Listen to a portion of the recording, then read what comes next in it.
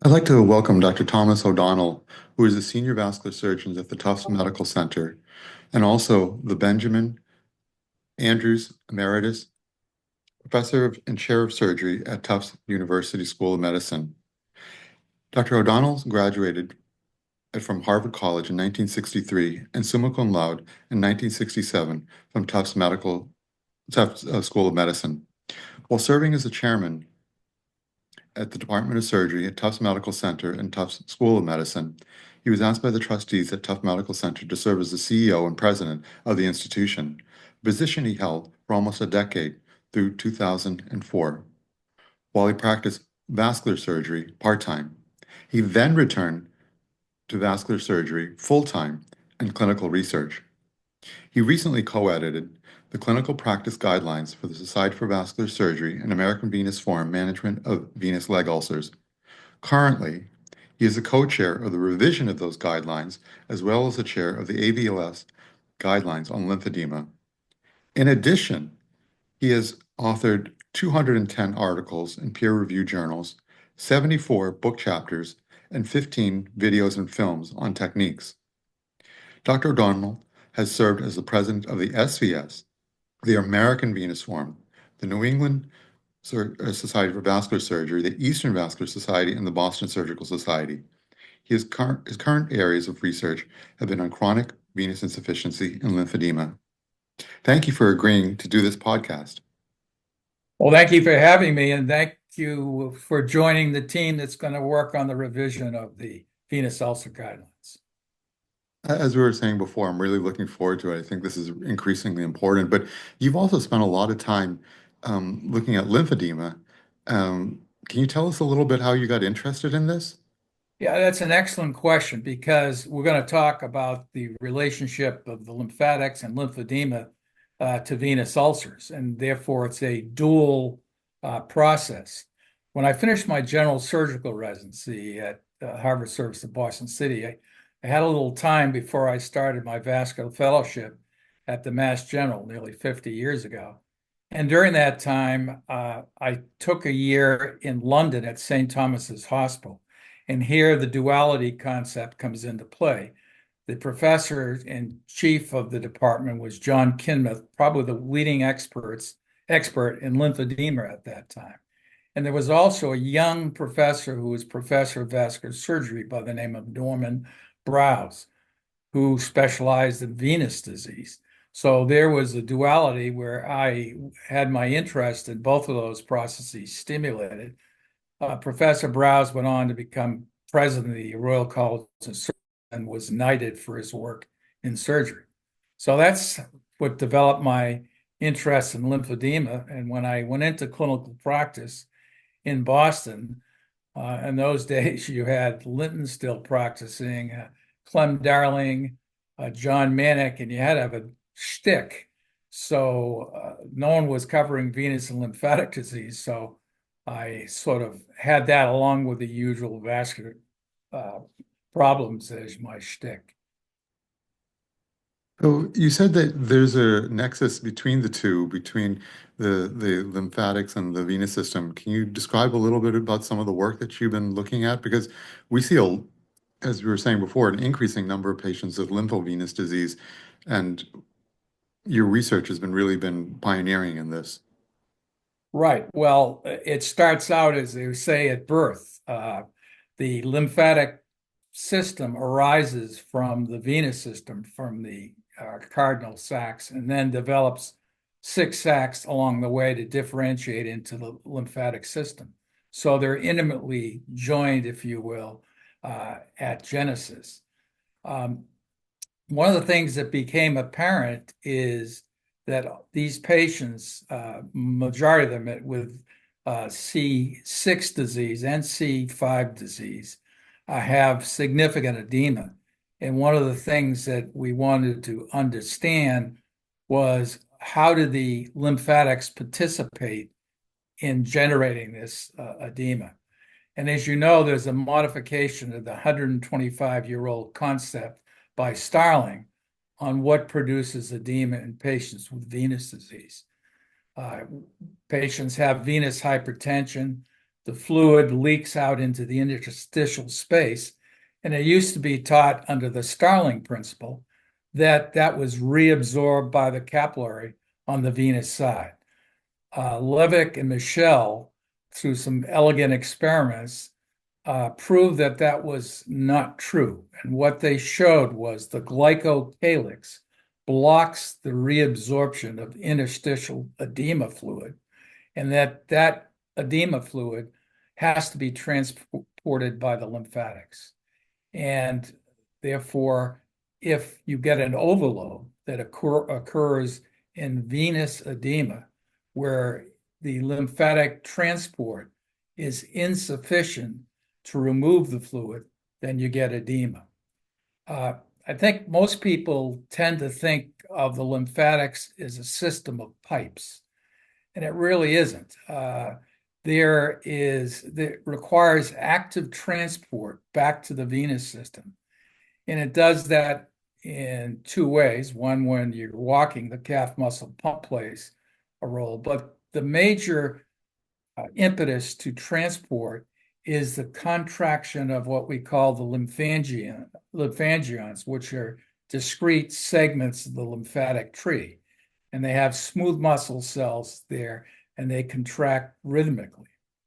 In addition, these lymphatic vessels have valves like the veins and prevent lymph flow going backward rather than to the venous system.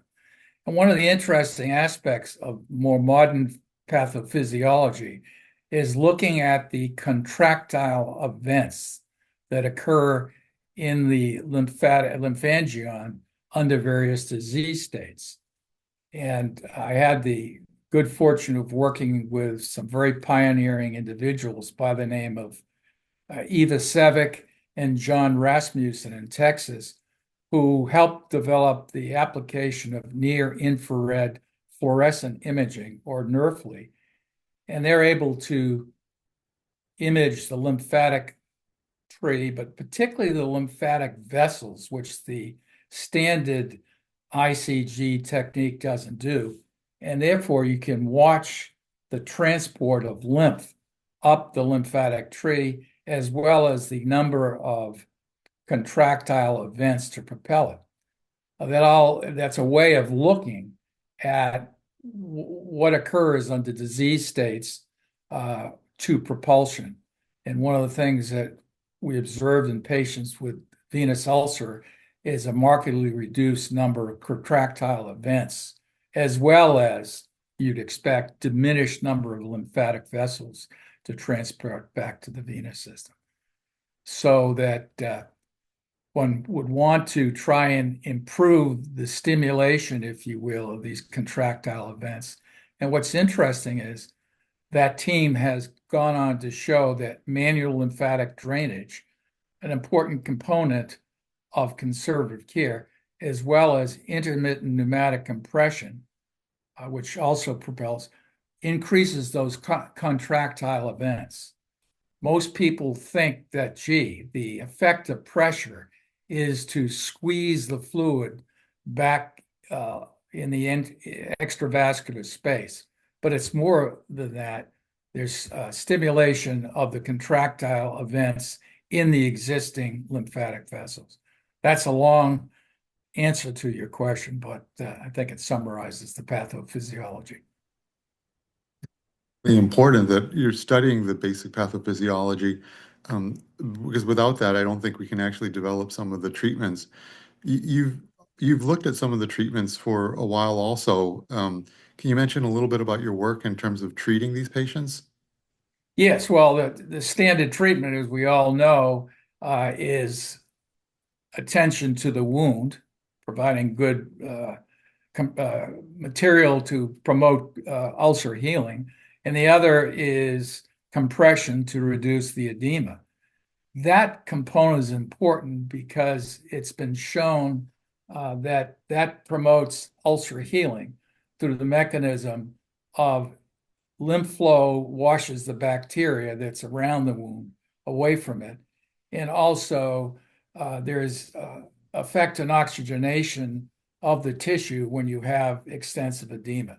So beside the patient having a better QOL for compression, it's also those two important aspects. What is interesting is that if you compare venous patients with the most common, at least treated in the United States, cause of secondary lymphedema, breast cancer-related lymphedema, the treatment numbers are totally different. About 95% of patients with breast cancer-related lymphedema undergo some form of conservative therapy. But in patients with chronic venous insufficiency, that drops down to about 82%. So there's a significant treatment gap with the conservative care that's given to these two classes of patients, if you will. So that what we've tried to do is promote the more extensive use of conservative therapy. That's amazing. And you've also done some work looking at some of the patients with the venous disease and its effects on lymphatics. You had some prior work that you were working on? Well, yeah, one of the other points, which your team has also looked at, is most people think that if you correct the venous hypertension in these patients, either by ablation of the superficial venous system or with proximal outflow obstruction, that they will totally have their edema reduced. This has been shown not to be the fact.